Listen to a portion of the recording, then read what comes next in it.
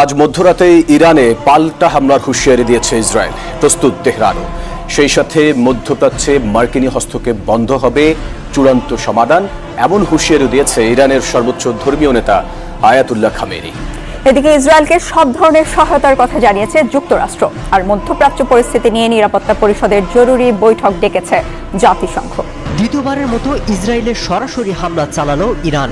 শত শত ক্ষেপণাস্ত্রের আঘাতে দিশেহারা ইসরায়েল। হামাস নেতার পর হিজবুল্লাহ প্রধানকে হত্যার প্রতিশোধ নিতেই এই হামলা বলে জানিয়েছে তেহরান। তবে মূল ভূখণ্ডে একের পর এক হামলায় ক্ষোভে ফুঁসছে ইসরায়েল। বড় ভুল করে ফেলেছে ইরান বলে কড়া হুঁশিয়ারি দিয়েছে নেতানিয়াহু। মধ্যপ্রাচ্যে আজ রাতেই শক্তিশালী হামলা চালানো হবে বলে হুঁশিয়ারিও দিয়েছেন। তবে হামলা হলে বসে থাকবে না ইরান, সেটিও জানিয়ে দেওয়া হয়েছে।